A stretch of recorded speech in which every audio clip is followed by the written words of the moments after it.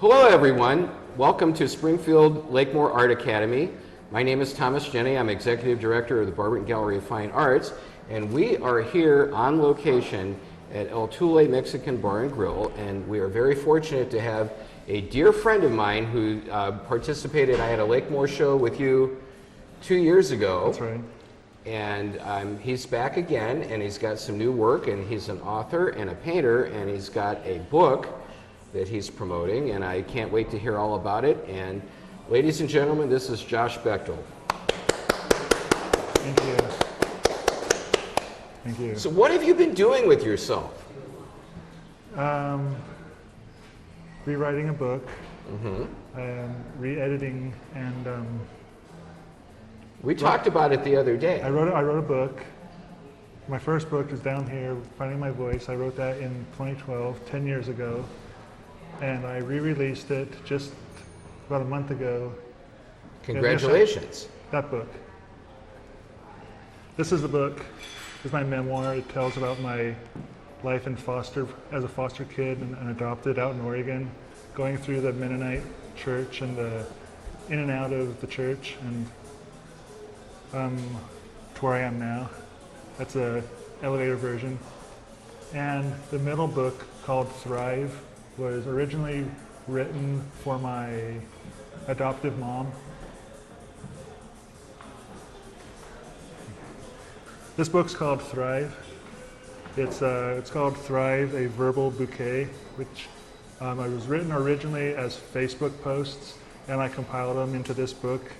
In November, I published it in November, and then, no surprise, I came down with COVID, and I was in the middle of promoting it, and so COVID kind of made me put us on the back seat, kind of till now. So, and then the Plain Old Vanilla You, I've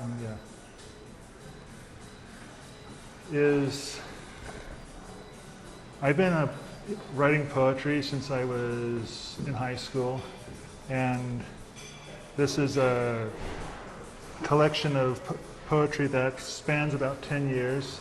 It's Plain Old Vanilla You is basically the title poem, which, while I'm here, I just open it to it, so if you don't mind, Why don't you grace us with some poetry? Let's do if I can keep this on my head. The title is Plain Old Vanilla You. I was living in Spruce Pine, North Carolina at the time, and there's a little lake there's a little river that after church one Sunday I went down to the lake, I went down to the river, and was kind of in a contemplative mood, and I got out my phone on Facebook and wrote this poem. Plain Old Vanilla You. It's the title of this.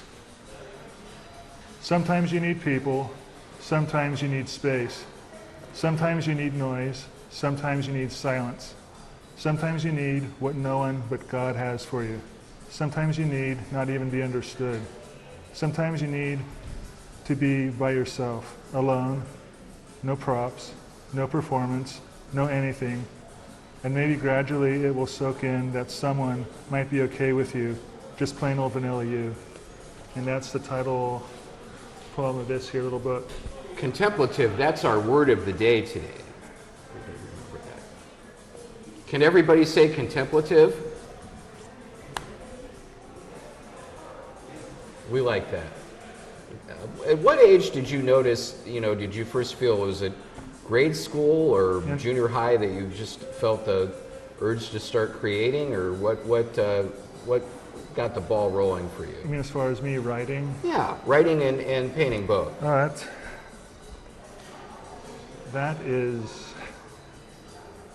That's an interesting question. Okay. And to answer that question, I have to. I was born to an unmarried. My parents were unmarried. They were alcoholics, and they, as a result of being, sometimes I say, drip-fed alcohol before birth. My brain I was born kind of with what's called fetal alcohol spectrum, and that makes so that writing is easier for me than speaking. And so I started writing to be able to express myself better than verbally. So it's basically to survive.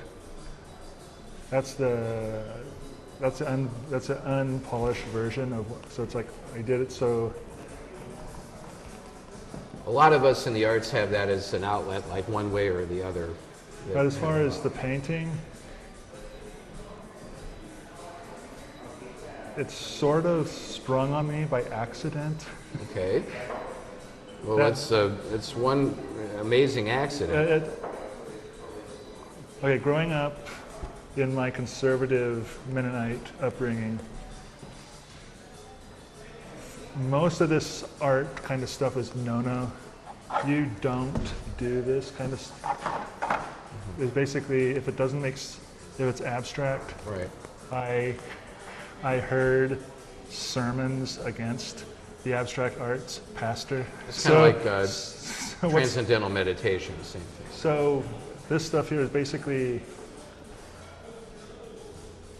the question kind of amuses me because like I only discovered it about less than 10 years ago. Okay.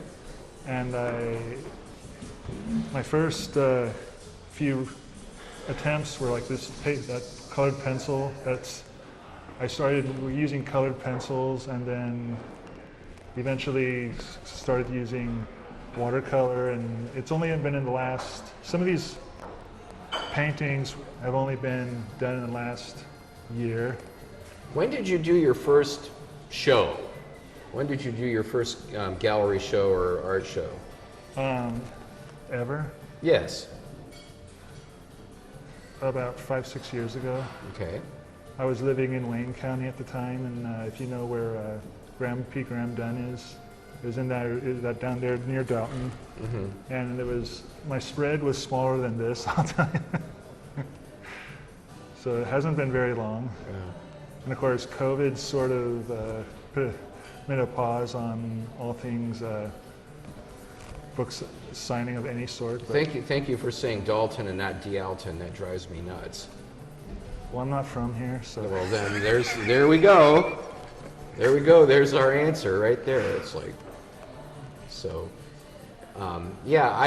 It's like because I had met you, and we had our show at the Lakemore in the Dave Carter Community Room at 1500 Canton Road.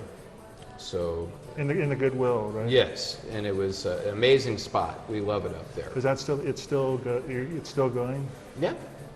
Cool. Yeah, I haven't talked. I'm just getting the ball rolling again because we're starting to do things again. Because when the virus hit, I really didn't want to do very much until it's gone away. So, but anyway, it was like we had our show out there, and I got a copy of this book. Mm-hmm. And so if you can, do you look for specific topics to write on, or do you research them ahead of time, or you just kind of like do free association and whatever comes to you comes to you? Yes to all the above. Okay. Yeah, that's a cheap answer, but sometimes I don't know what I'm going to. Sometimes I don't know what the picture is going to be until it's done. I mean, that doesn't make sense, but that's like this one here. Okay. I was playing at the gallery where I'm one of the resident artists over at White Rabbit here in Barberton, and one Saturday afternoon they were just playing, and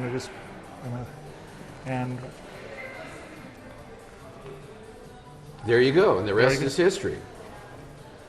And then somebody just basically, if I may. Yes.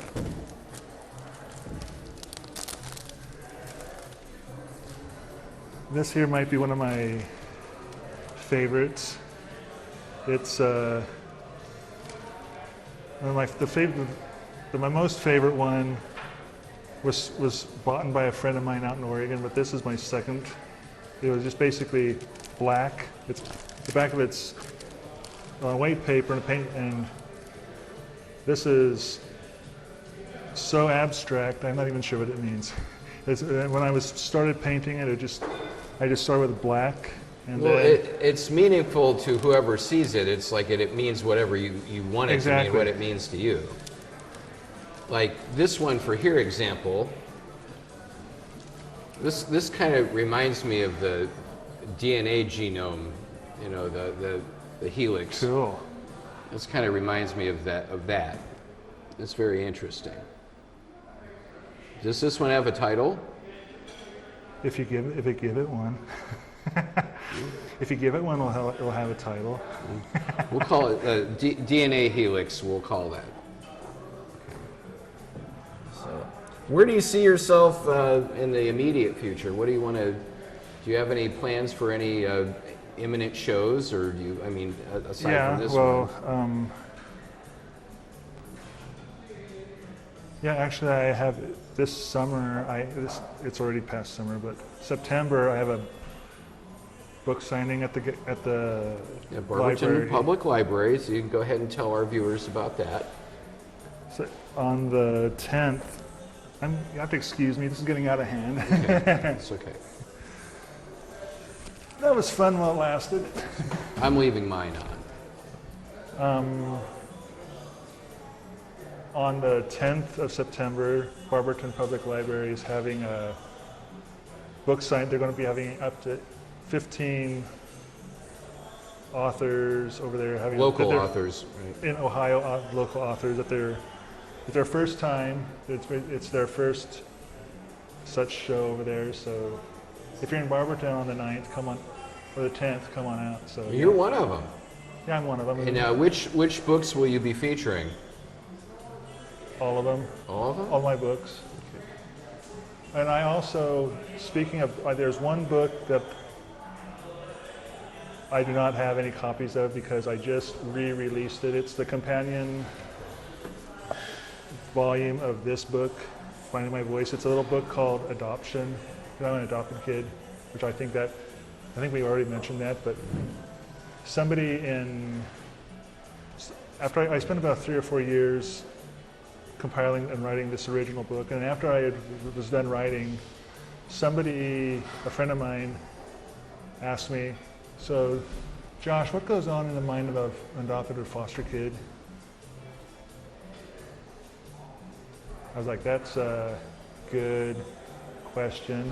I'm not sure you want the answer to that question." I basically just my thoughts, my mind. So I wrote this book.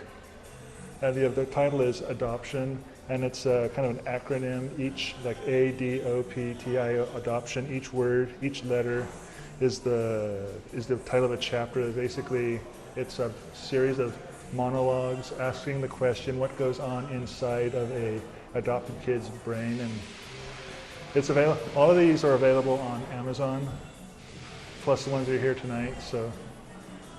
That's one that I almost forgot, but it came to mind. So we will run your contact information at the end of the program, so people can, if they're interested in contacting you to see more about what you do, we'll make sure that everybody has that information available to them.